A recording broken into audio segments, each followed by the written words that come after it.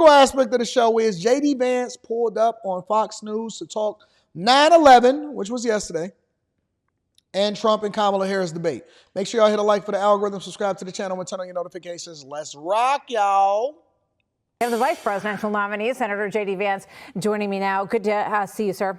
Welcome. Thank you very much for being here. What was it like down there when you were standing there with the current vice president, the current president of the United States? We saw a little handshake there. What was that moment like between the two of them? You were right there. Well, it was cordial and polite, but obviously all of us were there to remember the victims of 9/11. And I'd never been there myself. And of course, an incredibly tragic day in our country's history, a sad day, but also a really beautiful ceremony remembering those that we had lost. And as somebody who had never seen it before, I think the person who affected me the most, and there were so many good testimonials, but there was a 29-year-old woman who talked about losing her father when she was 6 years old, 23 years ago.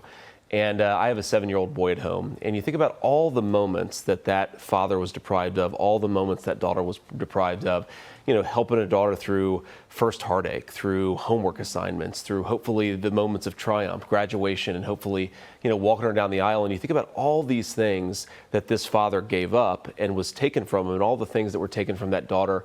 And you just can't help but think magnified 3,000 individual stories of lives lost, of families torn apart. And it's also, you know, you talked about this earlier, but all these grandkids who never knew their grandfather, never knew their grandmother, but their memories are kept alive in the love and the stories of their family. And again, it is a very tragic thing, but it also is a very beautiful thing because there's a lot of rebuilding and a lot of hope that came out of that tragedy. So just a very moving experience. I think a big day for all of us to see it with our own eyes and to really feel that tragedy up close and personal. Let me say this. Do y'all remember where y'all were? Some of y'all wasn't even really outside. Some of y'all was probably too young to even know what 9/11 was really popping. I know it was some people. I had talked to somebody that said that they was born in 2000 and, what did they say? 2010? No, I'm sorry. 2000? 1999, 2000? For the 99 and the 2000, which means that there was, they in their early 20s. I was at the little bar yard yesterday. You know what I'm saying? I made a stop in. Shout out to my bald head sister. She not bald head. She just changed her hair a little bit. She cut all her hair off. There ain't nothing wrong with her. She ain't got no cancer. She just wanted to go with a new look. I said, okay, you looking just like the Dora Myalgia or whatever they are. That be in Black Panther. She was looking just like that, but she was the bartender. Shout out to the bartender. She was a little shapely. I said, okay, I see you, baby. I like your hair. She said, let me get you a drink. I said, no, you're not about to get me a drink today. I know it's my off night, but you're not about to get me fired up. Nope, I'm clear. And I'm in monk mode. And so I was dodging. It was like the Matrix yesterday. Anyways, so I'm sitting at the bar yard, you know what I'm saying, waiting on my carry out. And then, little young thing sat next to me, and I said, how old are you? She said, I like your watch. I said, girl, how old are you? She said, guess. I said, you too young. Any chick that tell you to guess her age, if you ask her how old she is, you too young. I don't care if you're 22, 23, 24 years old. She said, I was born in 2000. I said, oh, get her out of here. Get her out of here. 2000. What is you, 24? You're 24 years old? You got to go. You got to go. Because the 9/11 was on the TV. I said, you even remember 9/11? No, I think I was too young. Get her out. Dano, book her, Dano. Get her out of here. Get her out of here. I'm in monk mode. Hallelujah. Some of y'all wasn't outside. Let me work through it. Let me work through what it is that I'm trying to communicate. I communicate a little differently. We're a little different over here on the Millionaire Morning Show, all right? How many of y'all remember where you were if you wasn't in your daddy's nutsack? How many of y'all remember where y'all were when 9/11 happened? I personally remember where I was. I was at the plant working, and they had it on the break room in the TV, in the break room, and everybody stopped working. I'm like, wait, hey, what y'all doing shutting the line down? We got to get this Monday. We got to get popping, y'all. And I seen the buildings on fire, and I'm like, oh, here we go. About to be some layoffs. You know what I'm saying? About to be some money. And I still have, I believe that George W. Bush personally is the worst president of my lifetime. I know that Trump likes to say that it's Biden, but it's not. It was George W. the second. And I still to this day, I will not speak on it because I like my platform and I like the amount of money that they pay me. And I'm very thankful to YouTube for continuing to ship that bag, send that bag. So I won't speak on it specifically because I'm not as courageous as Candace Owens. However, I will say that I still to this day, you cannot convince me or sell me on the idea that 9/11 is what it is that they presented it to be. I'm not going for it. You're not going to sell me on it. I don't care how much they promote it. It's too much. Too many holes in that story, and I'm just going to leave it at that. It's too many holes in that story to go based off of what they say. All right? So 9/11 for me means something different, and I'm just looking at it from the lens of is so many people that got sacrificed. Take it for what mean and what you mean, whatever you want to take it as. I'm not saying people that sacrificed their lives is people that got sacrificed, in my opinion, on 9/11. So that's all I'm going to say. That's all I got. Let's continue. Let me ask you this. Rest in peace, and God bless the families of everybody that happened in 9/11. Taliban is back in charge in Afghanistan. All these There ain't no years, conspiracy theory, Eric. You're not going to get me to talk about it either. There ain't no conspiracy theory. The truth is the truth, whether we like it or not. Lost. Later, the Taliban's back in charge. We have people on the terror watch list crossing the border. So this is a day that I think it's really important to reflect and recognize these families. But I also think it's really important to think about the threat that exists today. Of course. It's not something that we ever hear much about from the White House. What's your take on how much danger we're in now? Yeah, Martha, we need to prevent this from ever happening again. Of course, what we should take from that moment, from that incredible ceremony this morning is it's terrible and there is a lot of hope that came out of it, but we can't ever let this happen again. Go back to 9/11. That cost $500,000 for al-Qaeda and the Taliban to plan and execute that operation. We have given the Taliban, just since the fall of the Afghan government, hundreds of millions of dollars in direct American taxpayer aid. If they can do 9/11 with $500,000, what can they do with hundreds of millions of dollars of American taxpayer money? Kamala Harris has done nothing to stop that flow of money to the Taliban. At the same time, she's opened the border, allowing God knows how many of those fighters, military-age males, to come into our border completely unchecked and uncontrolled. So I really do believe, as tragic as today is, that we are as a greater risk of a terror attack in this country as we've been since 9/11. I hope to God it doesn't happen, but if it does, God forbid, it will be because Kamala Harris has not done her job and has not kept us safe. Well, as someone who joined the Marines, I think we're going to listen. The president speaking. Stay with us if you would. Let's listen. And no, we're looking at it, but you know, when you win, you don't really necessarily have to do it a second time. So we'll see. But I thought we had a great debate last night. Thank you very much. What would need to change for you to agree to a second debate? Would you want different rules? Would you want a different format? Well, you know, when you don't win, it's like a fighter. When a fighter has a bad fight, gets knocked out, or loses the fight, the first thing he says is, "We want a rematch." So we won the debate according to every poll, every single poll. I think that, are we going to do a rematch? I just don't know. But we'll think about it. Would you still do the one on NBC on September 25th? You proposed that. Are you still committed to that? I would do NBC. I'd do Fox too. But right now we have to determine whether or not we even want to do it. We had a great night last night. And you see by the poll numbers, it was really fantastic. Thank you very much, everyone. The one thing, let me tell you something. Trump don't believe in conceding on any front whatsoever. Not even a little bit. And I'm going to be honest with you. That's a man thing. That is a manly thing. 1,000% that is a manly thing. Listen, man, you can say what you want. We went in there and we killed it. You know?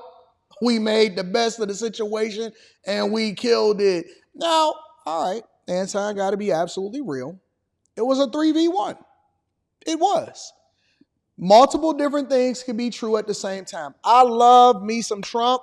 And one of the things that I love about Trump is he exhibits and he showcases what we all should be as men, a level of masculinity that is now dying and going away with every new generation of man. Men are more feminine than ever. But the reality is this. It was a 3v1, and it was not an A debate. It was a B minus. Now, I will say that Kamala Harris was in her lion bag, and because she was, and I'm not talking about the Shannon Sharp growling lion. You know what I'm saying? I'm talking about the fact that she was a bold-faced liar, like Jim Carrey liar. You know what I'm saying? She was making up a lot of lies. She threw a lot of mudslinging, but she dragged him into a lot of that stuff. And I'm not sure that we could just say that this was an A+ performance. All right, I love you, Prez. But it was a B- for me. All right, and I also understand the conditions. So you was in enemy territory, dog. You was trying to figure it out. You was, hey, who am I debating? Am I debating Lindsey Davis? Am I debating Kamala Harris? Who am I debating? And so he went into enemy territory. We got to give him a round of applause for that. But Trump said, listen, we killed it. And we killed it. I like that. But I don't think that he should do it on any other platform outside of NBC or Fox News. I'm not sure if NBC works, but I think that Fox News, considering that they did it on CNN, considering that they did it on ABC, I believe that J.D. Vance and Trump need to stop conceding and going into enemy territory and putting themselves in harm's way just to showcase, because I don't think that they're appreciated as a result of it. They keep popping up on all of these networks and taking all of these unscripted questions when Kamala Harris ain't doing none of that. But in a way, I almost believe that her strategy may be working on those that may not be informed, because the only thing that they care about is the vibes. Think about it. If the goal is to win by any means necessary, I don't care if we got to throw election interference in there. I don't care if we got to throw some charges on you. I don't care if we just got to avoid press altogether. Keep Tim Walz over here. Keep this over there. We're not going on no other debate shows. We're going to do one little small 18-minute conversation with CNN that is left-leaning, and then we're going to do a whole bunch of campaign rallies, because we know that this woman can't stand up and answer any questions unscripted, especially from people that really got some real questions for her. So what do? You get her out the way. And if that strategy is working, then why would they deviate away from it? If they know that she can't take any unscripted questions and she can't go off of a teleprompter? I see a lot of y'all say, well, she had these super earrings in there. I don't know. I haven't researched it. Until some more evidence can come out that actually substantiates it, I'm not going to necessarily comment on it because I don't really care about it, because the only thing that matters is winning. But if the goal is to win, because that's the only goal, right? I play Monopoly. I will not play Monopoly with my brother, my younger brother. I will not play Monopoly with my younger brother. You know why? Because for some reason, he always want to be the banker. And I can guarantee you it's going to be a couple of extra 500s that's missing every time he become the banker. Because his philosophy is, if you're not cheating, then you're not trying to win. That is his philosophy. His philosophy is, if you are not trying to cheat, you don't want to win bad enough.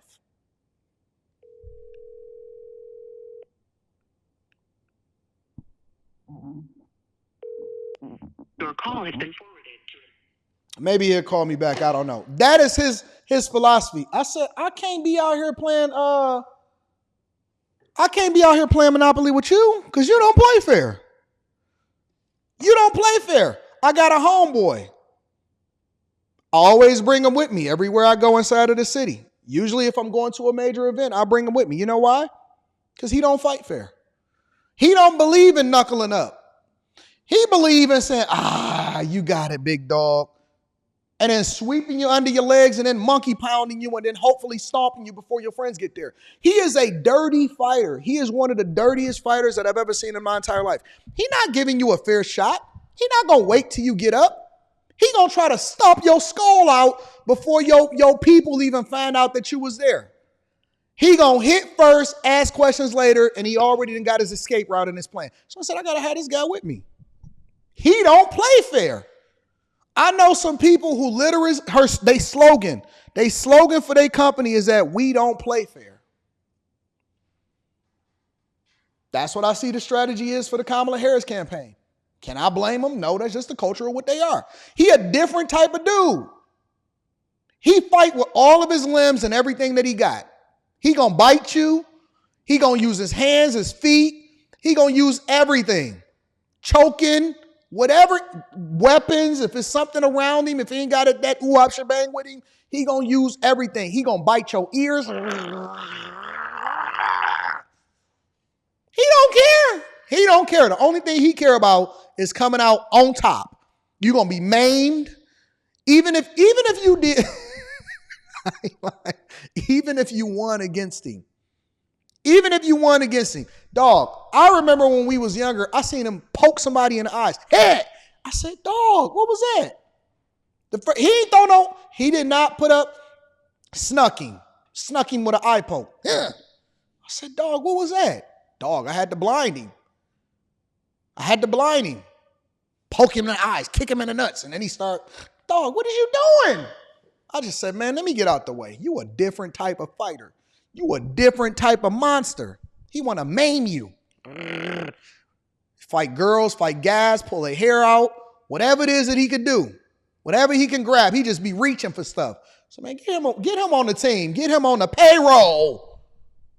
That's the Kamala Harris in him. Trump and J.D. Vance is trying to fight fair. No, this is a dirty game, big dog. They are paying people to do whatever it is that they're going to do. Former President Trump has spent the entire day, really, remembering September 11th, talking to firefighters. He spent a lot of time in there with family members. And you just saw the press asking a question about whether or not there's going to be another debate. Do you think there should be another debate?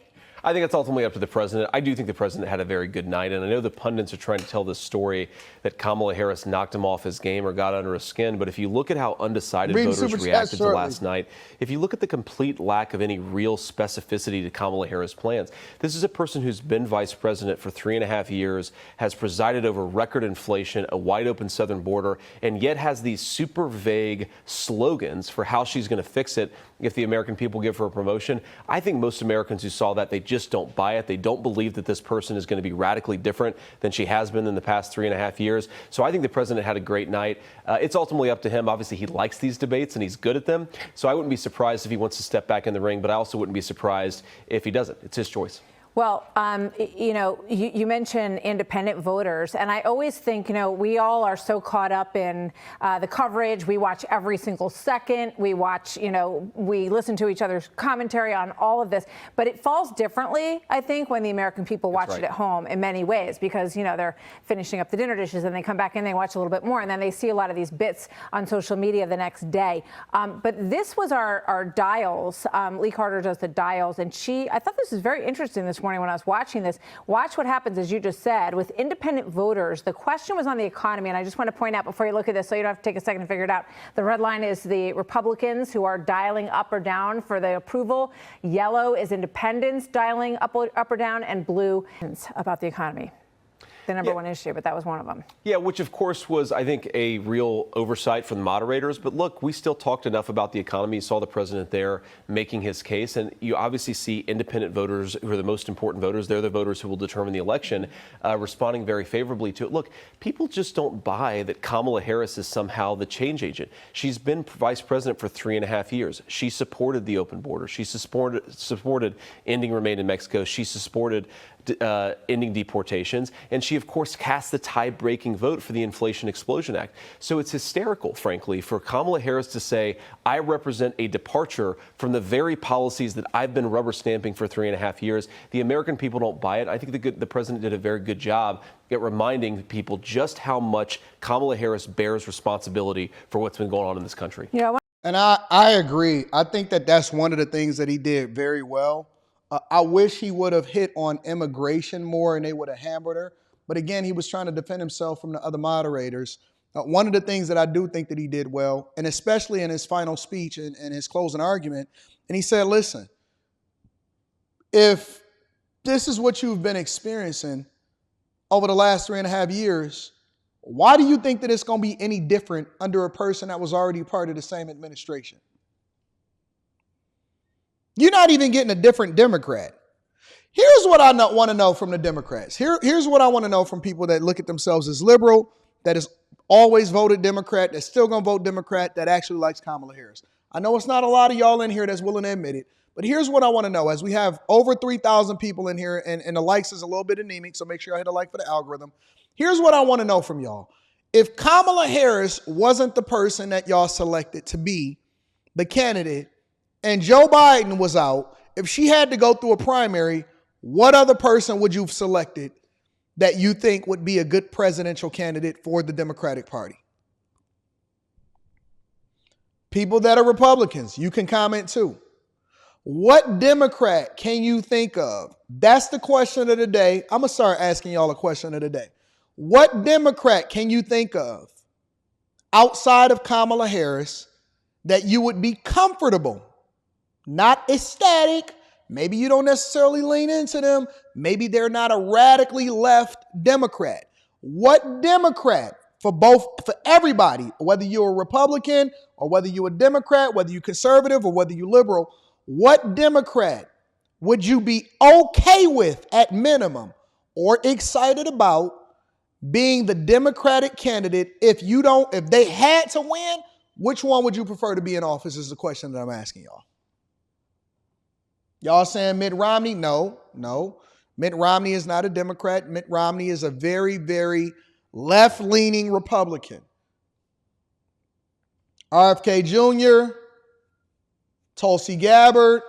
Well, Tulsi technically, I don't know if she considers herself Democrat anymore. Tulsi, Josh Shapiro. I see y'all saying Tulsi, Josh Shapiro, Tulsi Gabbard. Everybody is saying Tulsi. Vivek is not a Democrat. Andrew Yang, I see Andrew Yang, either Gabbard or Kennedy. RFK is no longer a Democrat. He's an independent. He's an independent as far as I know, okay? Wes Moore, Sanders, Michelle Obama.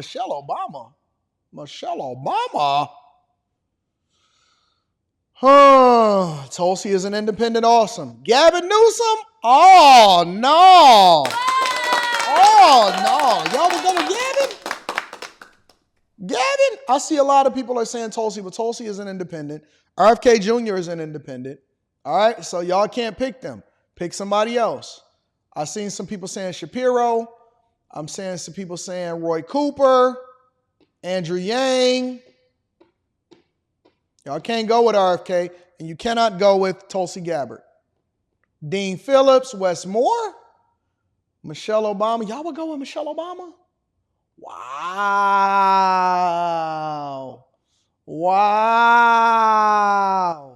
Y'all would go with Gavin Newsom?